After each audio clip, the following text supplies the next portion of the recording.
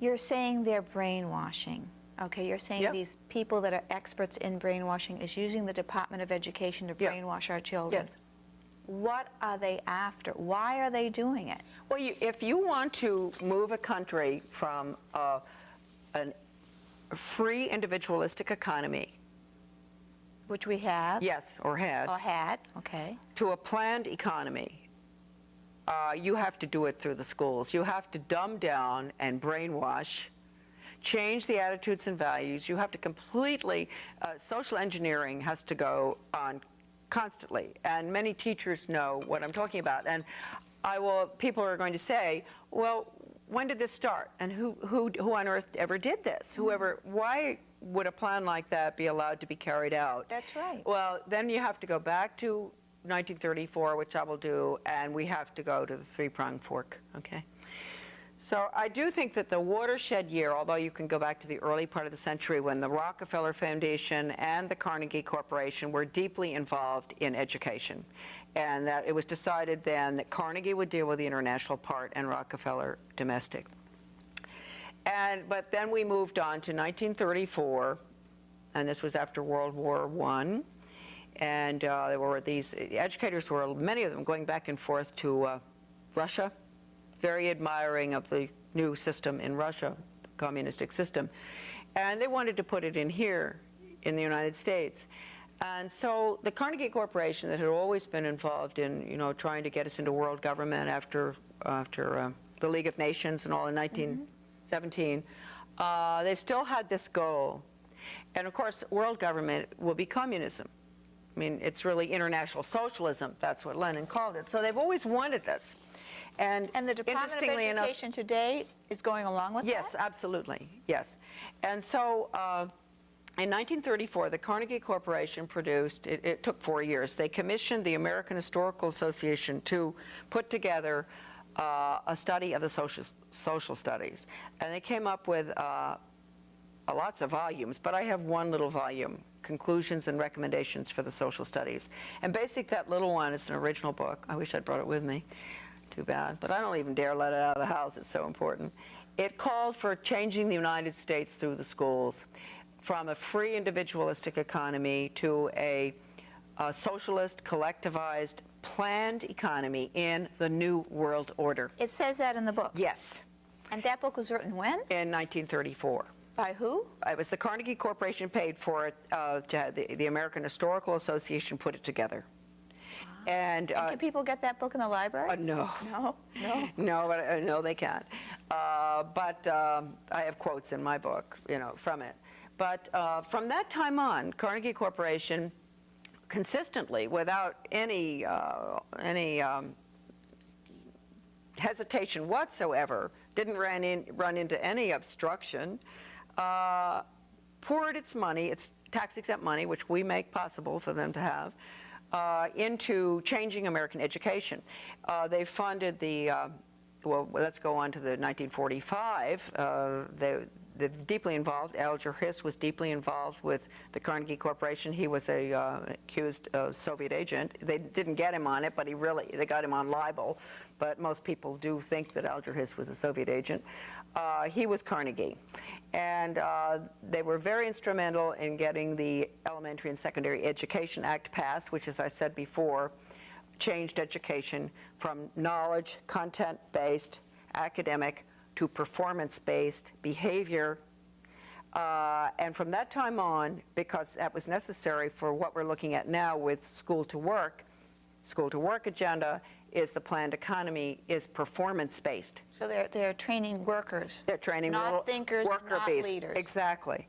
So Carnegie, after that study, then we went to the world. We went into the United Nations, which of course was essential, and then at that time, you had a general, Buck Chisholm, a Canadian general psychiatrist, who was a very close friend of Alger Hiss's. And he gave a speech in 1945 to the World Health Organization, which basically recommended getting rid of the conscience. Wow. Yes. And he said we would do it through the schools. We would retrain the teachers to be little psychiatrists. And what happened was that the average American educator, at that time was not about, in 1945, to even listen to something like that. Right. And so nothing happened until the watershed year, again, another watershed year, 1965, when the Elementary and Secondary Education Act passed, and we moved then from academics to behavior change. And the behavior science teacher education program was funded.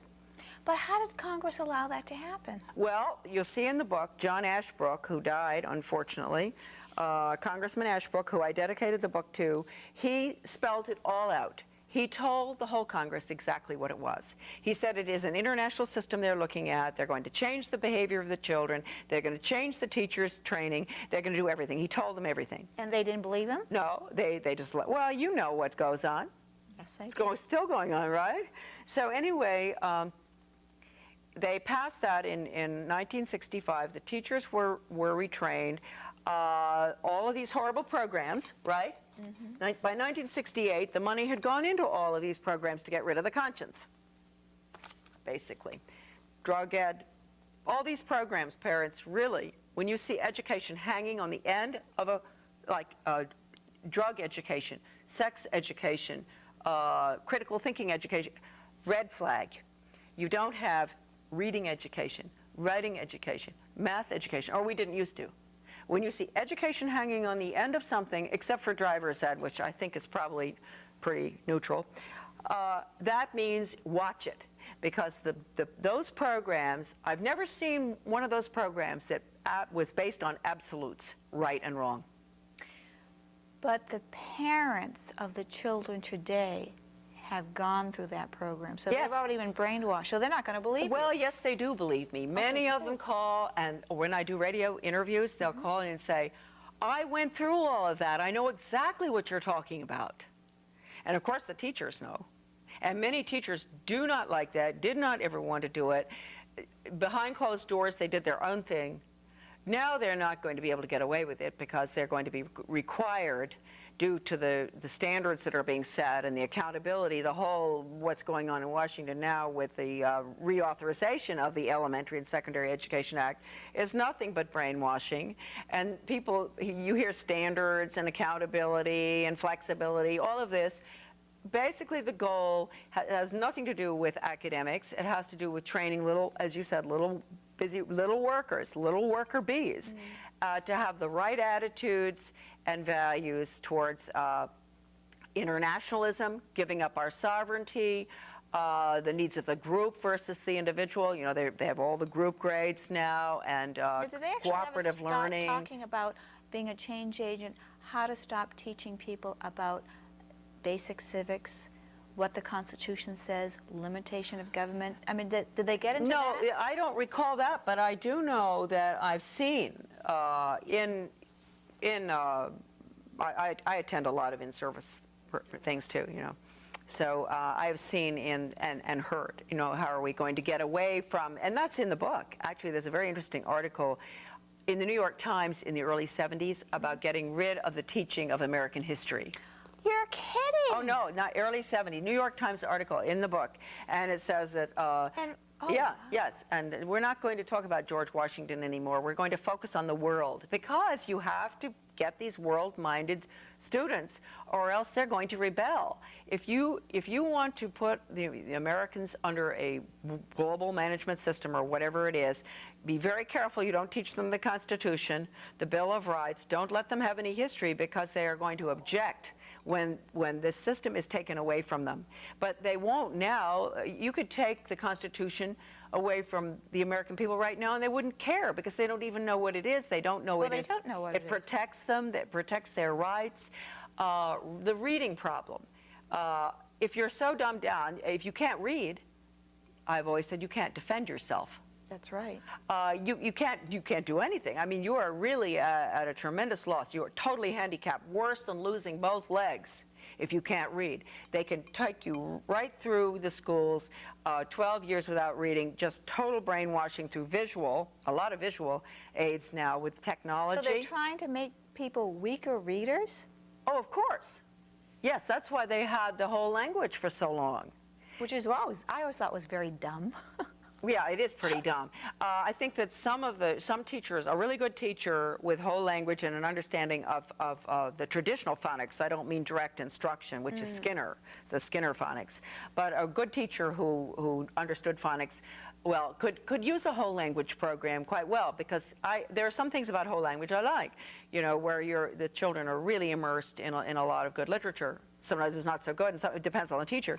But anyway, the dumbing down was absolutely deliberate, and you don't even have to go through all of the documents that I have in my book, but just ask yourself, why is it that last week the Senate voted in the House on the reauthorization of the Elementary and Secondary Education Act, and it comes to something like, I mean, it's unbelievable. I mean, I think it's $100 billion. It's $100 billion a year.